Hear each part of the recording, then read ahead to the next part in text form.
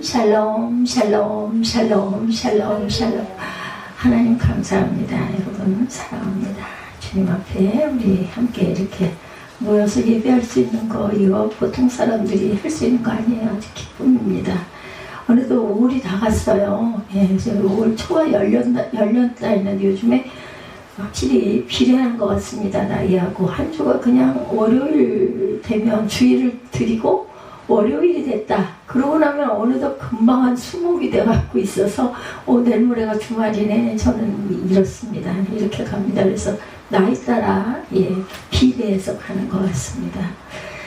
전에 한 10수년 전이죠. 기독교계 우리나라에도 예배 패러다임이 변하고 있다. 그런 말들이 많이 돌았고, 그래서 열린 예배 한참 유행했었죠. 요즘에는 또 모르겠어요. 제가 보기엔 종족도 없어졌는데, 열렸다라는 거 불신자들이나 부도자들을 위하여 열려있다. 믿지 않는 자들을 열려있다라는 거죠. 그래서 아주 자유롭게 교회 조명도 이상하게 해가지고 바라보고는 어떤 호기심 이런 거를 유발하고, 목사님들도 막 대단한 연예인처럼 치장을 하고 그렇게 나오셨던 그런 영상을 제가 가끔 본 적도 있습니다. 하나님이나 기독교 신앙이 뭔지 전혀 모르는 불신자 혹은 어떤 종교가 좋을지 결정을 못하고 있는 자들에게 하나 열어놓고 한번 비교해봐라. 이게 바로 열린 예배. 미국에서 시작이 됐는데, 부도자들을 위한 시커스 서비스라는 것을 시도해서 아주 급속도로 부흥한 교회들이 나타나자 다른 미국 교회에서 여기저기서 너도 나도 들고 일어나고 한국에까지 그런 영향이 왔었던 거죠. 이런 경향이 초대교회 때부터 지금까지 예배드리는 세부적인 순서나 방법이 조금씩 바뀐 것이 있을지라도, 근데 결코 변할 수 없는 예배의 기본적인 패러다임이 분명히 있다는 거. 불명예스러운 문제들이 많기로 소문난 고린도 교회도 그런 일이 벌어졌어요. 고린도 전서니까, 그죠? 고린도 교회 보내는 편지예요. 그렇죠? 오늘 본문에서 바울은 바로 그 고린도 교회의 공예배에서 번번이 발생하고 있는 문제점을 지적하면서 어떻게 해요? 품위 있게 질서 있는 예배를 하나님께 드려야 한다. 이렇게 말씀하고 있습니다. 26절에 그런즉 형제들아 어쩔까? 너희가 모일 때 각각 찬송시도 있으며 가르치는 말씀도 있으며 계시도 있으며 방언도 있으며 통역함도 있나니 모든 것을 어떻게 해요? 덕을 세우기 위하여 하라. 이렇게 말씀하고 있습니다. 여기서 너희가 모일 때라는 말이 바로 고린도 교회 공예배를 가리키는 거죠. 찬송시는 가르치는 말씀은, 찬송시는 찬양이에요. 그렇죠? 가르치는 말씀은 예배입니다. 그 말씀이죠. 특별계시, 방언 및 통역은 당시 고린도 교회를 비롯한 초대교회 공예배에 들어갔던 예배 순서들을 가리키고 있습니다. 어떤 순서로 드려지는지에 관해 결과적으로 모든 것은 덕을 세우기 위해서 하라입니다. 예배는 그 자리에 모인 예배자들 모두에게 영적으로 은혜가 있고 유익이 되도록 드려져야 마땅하다. 저는 품위와 질서를 지킴으로 결과적으로 덕이 세워지는 예배는 과연 어떻게 드려야 하는지를 함께 상고해 보도록 하겠습니다. 공예배의 순서가 성령의 감동으로 질서 있게 지켜져야 한다. 27절부터 33절 상반절에 기록하기를 만일 누가 방언으로 말하고는 두 사람이나 많아야 세 사람이 차례를 따라하고 한 사람이 통역할 것이요, 만일 통역하는 자가 없으면 교회에서는 잠잠하고 자기와 하나님께 말할 것이요, 예언하는 자는 둘이나 셋이나 말하고 다른 이들은 분별할 것이요, 곁에 앉아있는 다른 이에게 계시가 있으면 먼저 하던 자가 잠잠할지니라. 이렇게 질서 있게 하라는 거죠. 그래서 너희는 다 모든 사람으로 배우게 하고 모든 사람으로 권면을 받게 하기 위하여 하나씩 하나씩 예언할 수 있느니라. 32절입니다. 예언한 자들의 영은 예언하는 자들에게 제재를 받나니. 33절 앞부분 한하나님은 무질서의 하나님이 아니시오되어 오직 화평의 하나님이시다. 질서 있게 화평하게 예배를 드려야 한다는 거죠. 바울이 이제 고린도 교회 예배의 문제점을 본격적으로 지적하기 시작하면서 아까 26절에 나왔던 순서들 가운데 찬송시와 가르치는 말씀에 대해서는 아무 언급이 없었어요. 이 순서들에 대해서는 아무 문제도 없었고 따라서 문제 제기도 필요가 없었다. 우리 항상 찬양과 경배 드리고 통성기도, 그 중에 통성기도하고 저는 사도신경을 먼저 합니다. 앞두문에 사도신경을 먼저 하고 그리고 찬양과 경배를 총성기도하고 찬양과 경배를 드리지 않습니까? 감동으로 저는 이렇게 조금 아마 바뀐 거 여러분들 아실 거예요.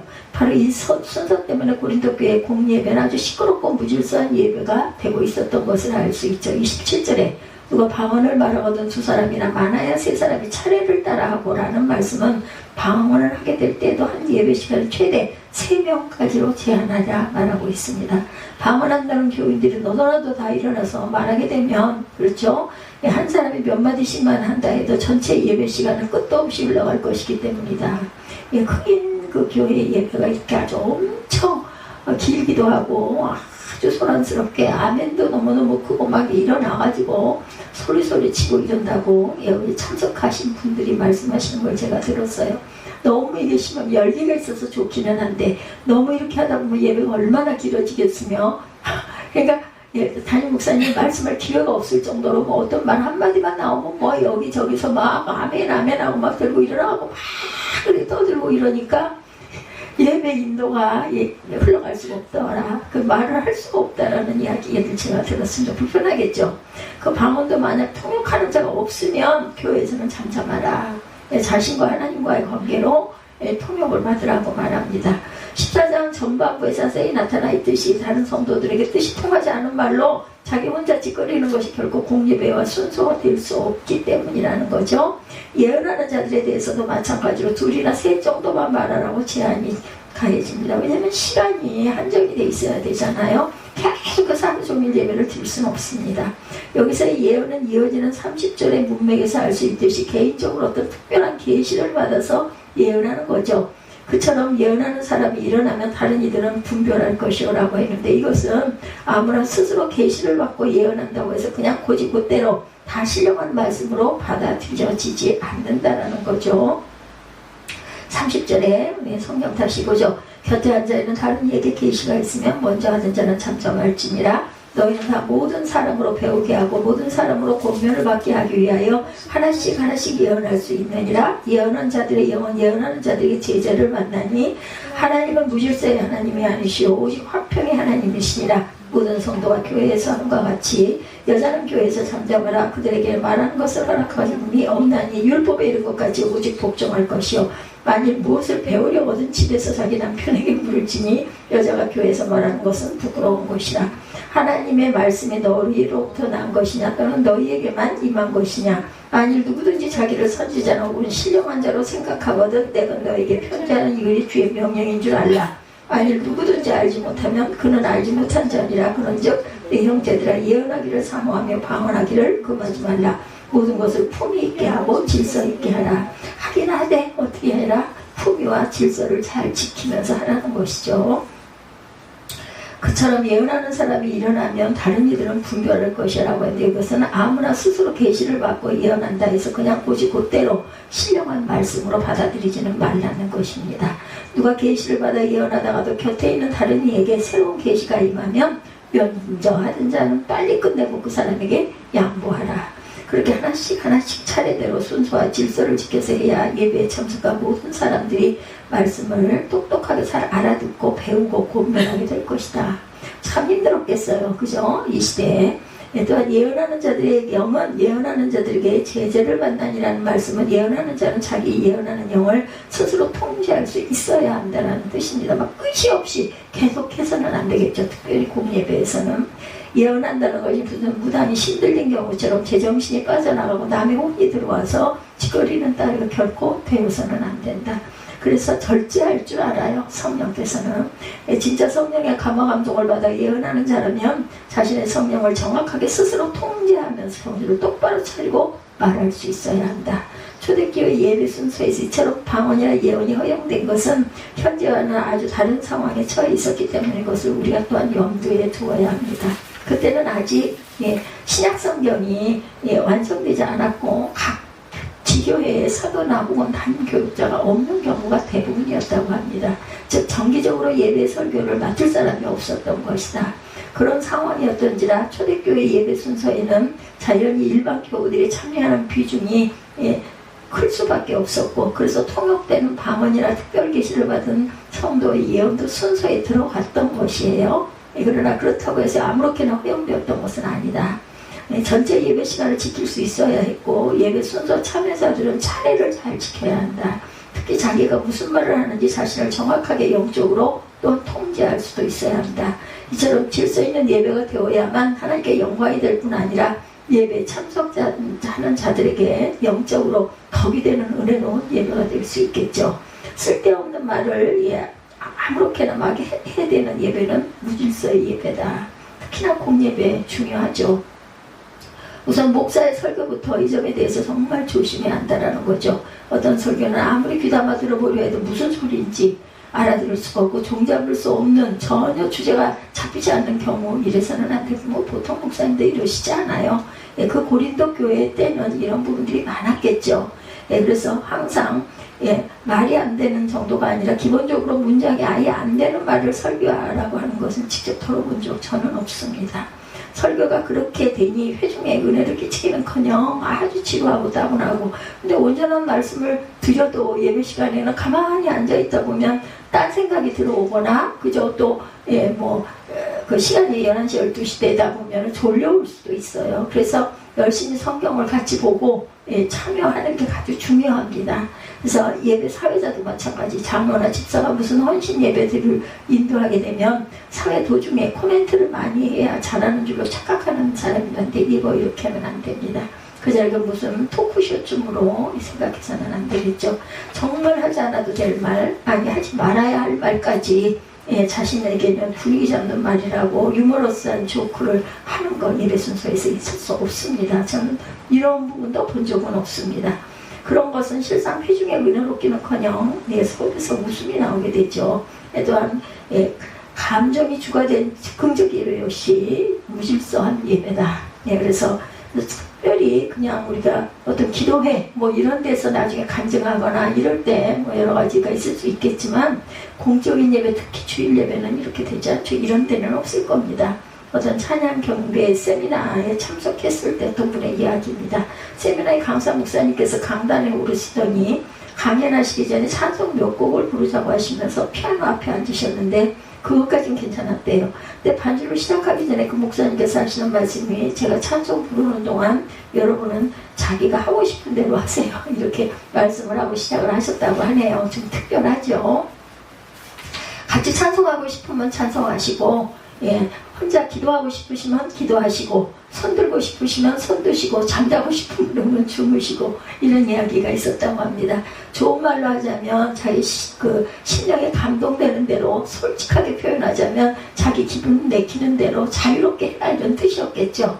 그 시간이 정식 예배 시간은 아니었다 할지라도 찬송을 부르는 시간에 다 같이 함께 찬송을 부르지 않고 각자 느껴지는 대로 하고 싶은 대로 아무렇게나 안 하는 것은 조금 좀 나갔죠. 예배가 영적으로 자유롭게 드려져야 한다는 것이 그 세미나의 논지였는데, 실상 그처럼 개인의 자유로운 영적 교통을 극단적으로 강조하면 아예 순서 자체가 없는 퀘이커 교회식의 예배가 되는 것은 아닐까 염려가 되죠.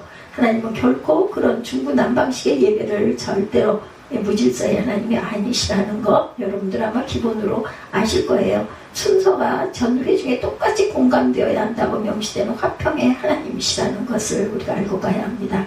그러므로 즉흥적 충동이 성령의 감동과 직결된다고 생각하는 것은 착각입니다. 지각에 기초한 예배가 감정에 기초한 예배보다 부자연스럽고 딱딱하다고 생각하는 것은 심각한 오해고 편견입니다. 일정한 장소에 모여 일정한 시간에 예배드리는 자체가 자유가 좀 통제된 그런 요소를 포함하고 있죠. 찬송 순서에는 다 같이 찬송하고 기도 시간에는 같이 아멘으로 화답하는 것이 공예배의 기본 자세다. 일절 다른 생각 자체를 비우셔야 돼요. 예배 시간에는 뭔가 염려되는 거, 뭔가 생각해야 할 거, 뭔가 이걸 해결해야 될 것이 조금 있다 하더라도 밀어놔야 합니다. 일단 예배가 끝난 다음에 해야지. 자꾸 그 들여다보다 보면 예배도 안 되고 그 일이 정리도 안 돼요.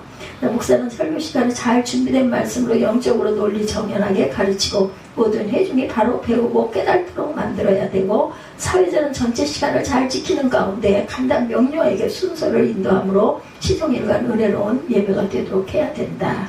뭐 저희 교회 같이 조그마한 이런 교회들은 대개는 목사님들이 진행을 하세요. 근데 사회에 있습니다. 사회에 나오셔서 보시고 또한 그 통성기도 할 때 통성기도 인도하시는 분도 계시죠. 근데 저 같은 경우에는 사회도 통성기도도 그냥 제가 인솔을 합니다. 그렇지만 항상 주님의 그 말씀의 그 기준, 항상 시간 이런 것들을 정확하게 지키려고 뭐 5분, 10분 이런 것은 조금 길기도 짧기도 하지만 그런 질서가 분명히 있어야 합니다. 순서를 잘 지키고 질서가 잡힌 예배, 그래서 무질서의 하나님이 아니시고 화평의 하나님이신 주께 합당한 예배를 드리는 저와 여러분들이 되셔야 할 줄로 믿어요.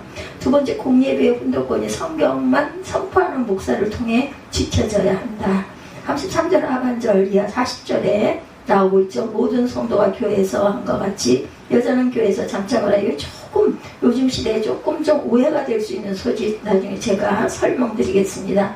그들에게 말하는 것은 허락함이 없나니 율법에 이른 것 같이 오직 복종할 것이요 만일 무엇을 배려하거든 집에서 남편에게 물을지니 요즘에 안 그렇죠. 여자가 교회에서 말하는 것은 부끄러운 것이라뇨. 잘못됐습니다. 원래 뜻이 이 뜻은 아니에요.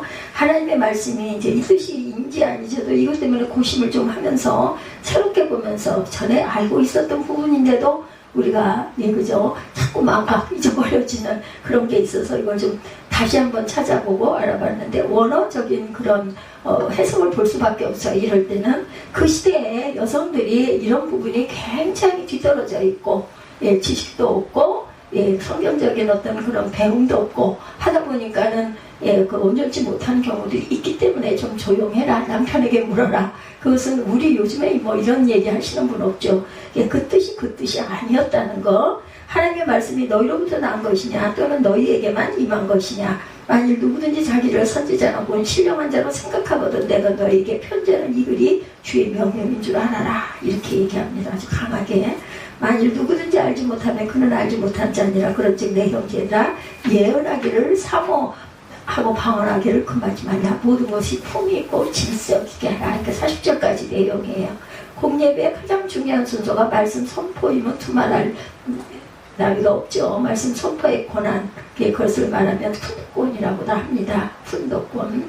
이것이 성경은 명백한 원칙을 가르쳐줍니다. 먼저 33절 하반절부터 35절까지 여자가 공예배의 훈도권을 가질 수 없음을 밝히는데 모든 성도가 교회에서 한과 같이라는 말씀은 지금 여기서 하는 말씀이 고린도 교회에만 특별 케이스로 적용되는 것이 아니라 모든 교회에 일반적으로 그 시대에 적용됐고 있던 원칙이었다는 것.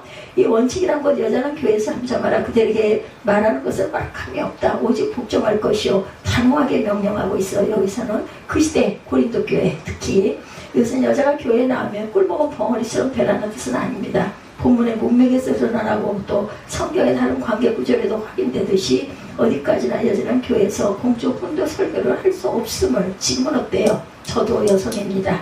그 대신에 만일 무엇을 배우려거든 집에서 남편에게 먼저 물어라 라고 나와 있죠. 그것은 영적으로 남편을 아내의 머리였던 가정의 제사장이라고 성경에도 명시가 되어 있기도 합니다. 물론 아내가 그렇게 물어와도 남편이 아무 대답을 해줄 수 없는 그런 문제도 있기도 해요. 즉 아내가 영적으로 가장 노를 못하는 남편이야말로 진짜 남자 부심 못하는 못난 남편이다. 이렇게들 평하지만 그것도 또 아닙니다. 요즘에는 뭐 믿음이 남편이 없기도 하고 여성이 훨씬 더 높기도 하죠. 그러나 어쨌든 못난 남편들이 있다 하더라도 여자가 교회에서 남자를 가르칠 수 없다는 것이 그 시대에 공통된 그러한 그 내용이었습니다. 그래서 지금도 장로교회, 특별한 장로교는 목사 안수를 여성에게 주지 않는 경우가 아직 남아있긴 합니다. 이 문제에 대해서 성경에 명하는 바는 너무나도 뚜렷한데 그것을 토론 이견으로 삼는다는 것 자체부터가 이해가 되지가 않죠. 대표적으로 한 구절만 들어도 디모데전서 2장 12절에서 14절에 말씀합니다. 여자가 가르치는 것과 남자를 주관하는 것을 허락하지 아니하노니 오직 조롱할지니라. 조용할지니라. 이는 아담이 먼저 지음을 받고 하와가 그 후에 아담이 속은 것이 아니요 여자가 속아 죄에 빠졌습니다. 이렇게 말씀하고 있죠. 그래서 여자가 교회에서 남자를 가르칠 수 없는 것에 대해서 이처럼 존재론적인 이유, 남자가 먼저 지음받은 것과 인죄론적인 이유, 즉 여자가 먼저 죄에 빠진 것 때문에 동시에 이렇게 밝히고 있어요. 그래서 핵심 구절을 다시 한번 보면 여자의 가르치는 것과 남자를 주관하는 것을 허락하지 아니하노니 오직 조용할지니라. 다음은 대표적인 반박 논리가 또 있습니다. 이것이 다가 아니라 제가 아까 그 서두에 말씀드렸지만 바울 전체 사상과 충돌을 합니다. 같은 바울은 다른 곳에서 여성 지도자들을 인정하고 있어요. 여성 동역자와 지도자들 브리스길라, 아볼로를 가르쳤어요. 그렇죠. 브리스길라가 나이가 좀 많았고 어머니와 같았다 이렇게 나와 있습니다. 베베 교회 디아코노스 집사였고 사역자였습니다.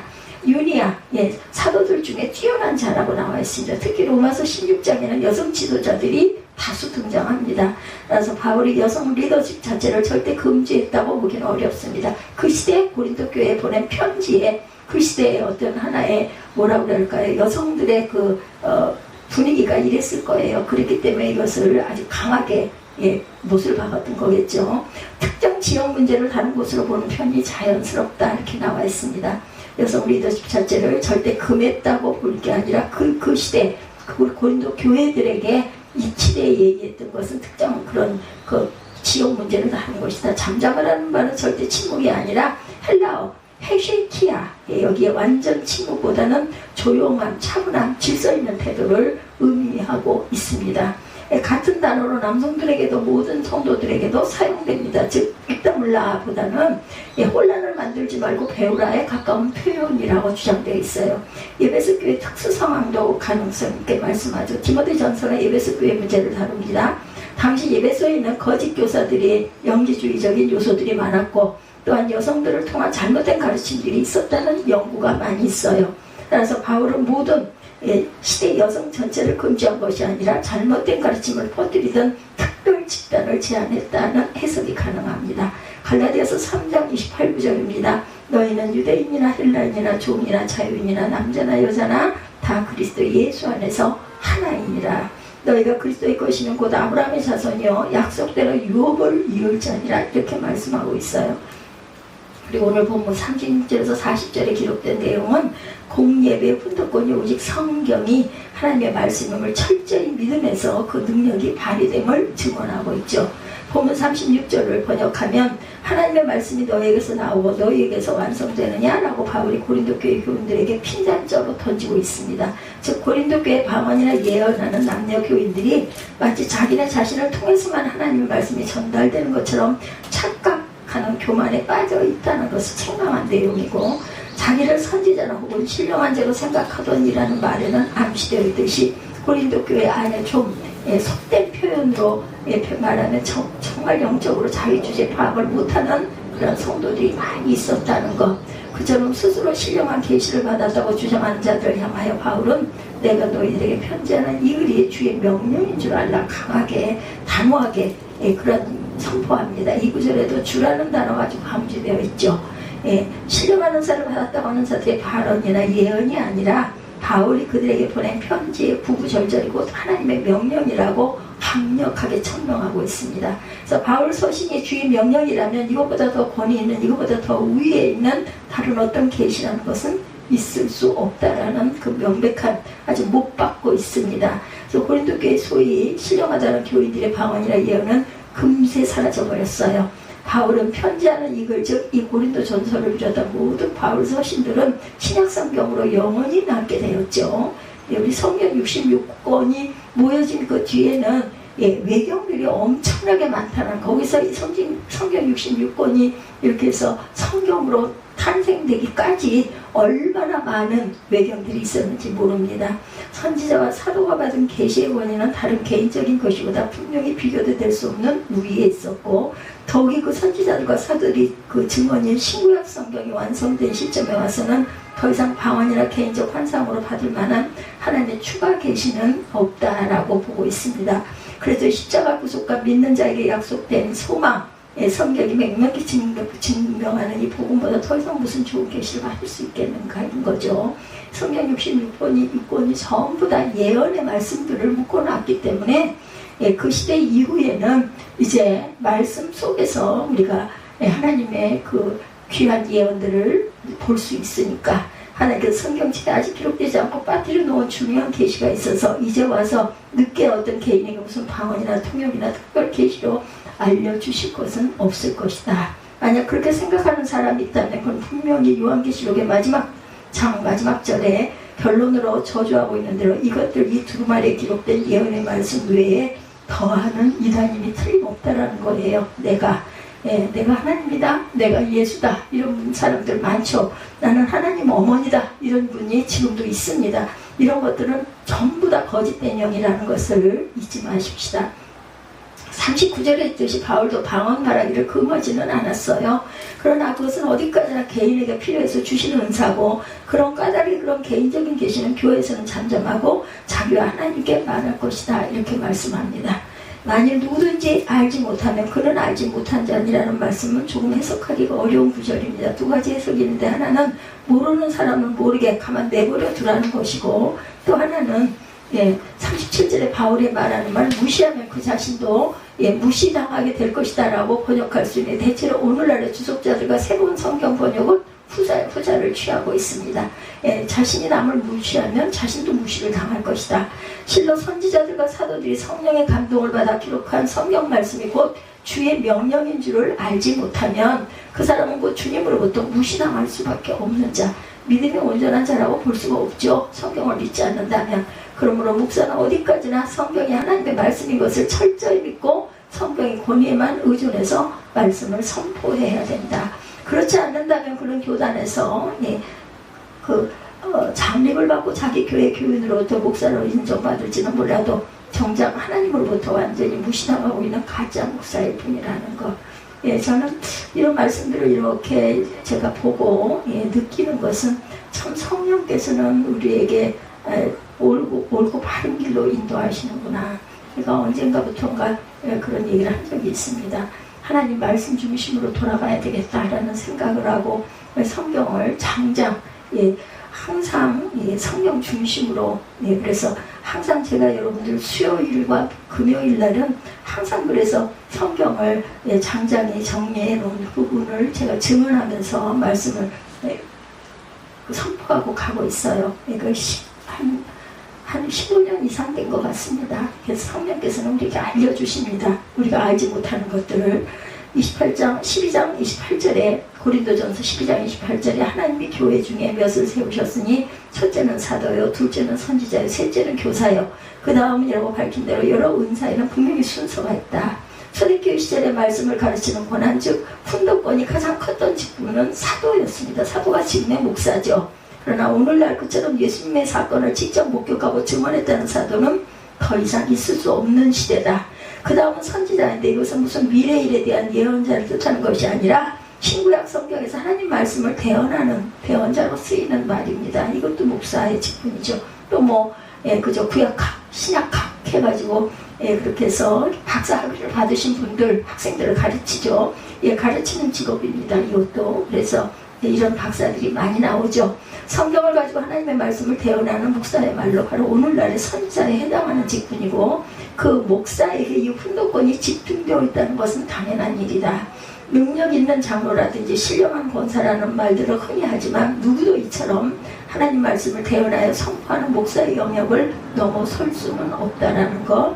교회는 교인들의 의견을 모아서 인간 사유를 위해 무슨 선한 일을 함께 하자는 식의 어떤 민주적 정치를 하는 곳은 결코 아니에요. 교회는 주의 명령이 강단을 통해 선포되고 모든 성도가 오직 그 말씀대로만 일사불란하게 순종하는 성경 중심의 신앙생활이 나타나야 한다. 이것이 지켜지지 않는 교회는 필연적으로 중구난방의 시끄러운 장터와 사공이 많은 산으로 배가 올라간다라는 교회가 될 수밖에 없습니다.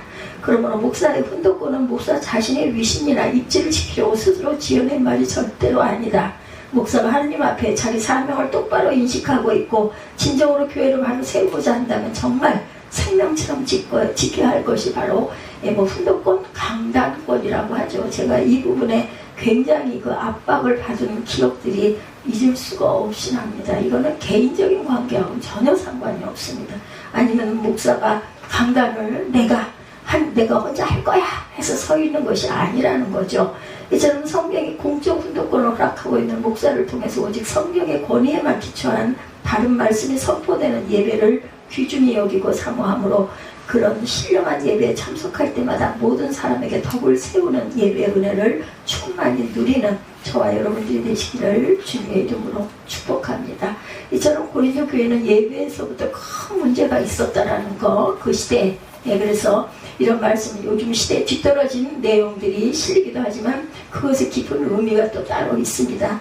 미리 정해진 순서가 없이 즉흥적으로 진행되고, 여자가 공예배 중에 마이크를 잡고 방언이나 예언을 할 때도 있었다고 그래요. 그때는 또 너도 나도 자기 자신을 선지자나 신령한 자로 여길 뿐 아니라 스스로 사도권을 영적으로 동격에 있는 것이냐 착각한 그런 교인들도 많았다고 합니다. 그 시대에. 그처럼 예배 시간에서부터 무질서와 무지가 판을 치고 있었으니 고린도 교회는 초대교회 중에서 가장 문제가 많은 교회로 전락할 수밖에 없었다. 예배는 자기 감정을 있는 그대로 분출함으로써 정신적 스트레스 해소하는 무슨 카타르시스 시간이 절대로 아니죠. 모든 예배자의 심령이 똑같이 성령의 제재를 받는 가운데 영적 질서가 단정하게 유지되어야 합니다. 또한 예배 시간을 무슨 은사 받았다고 교회들이 저마다 자신의 개인적인 은혜를 발표하는 간증 집회가 되어서도 안 되죠. 예나 지금이나 공예배의 가장 중요한 순서는 오로지 성경을 풀어 깨닫게 해주는 설교이고, 훈독권이 바로 지켜져야만 진정한 예배가 은혜롭게 드려질 수가 있습니다. 그런 까닭에 예배의 주제로서 우리의 예배를 받으시는 주께서 너희가 모일 때 모든 것을 품위 있게 하고 질서 있게 하라고 엄중하게 명령하세요. 성도가 모일 때 하나님을 경외하는 성도들이 하나님께 공적 예배를 드리기 위해서 모이는 시간과 장소에는 아무리 시대와 장소가 바뀌어도 변할 수 없는 규례와 법도가 있다는 것, 질서 있는 예배 순서와 권위 있는 말씀 선포를 통해서 모일 때마다 자신에게는 물론 은혜가 넘치고 하나님께는 진정으로 영광을 돌리는 참된 예배 생활을 함께 누리는 저와 여러분들, 그리하여 항상 깨어 기도하는 믿음의 자녀들 되시기를 주님의 이름으로 축복합니다. 오늘 고린도전서 14장 26절에서 40절까지 품위 있게 질서 있게 하라, 이런 제목으로 함께 은혜를 나눴습니다. 결단하시고 기도하시고 죽도록 예배를 마치도록 하겠습니다.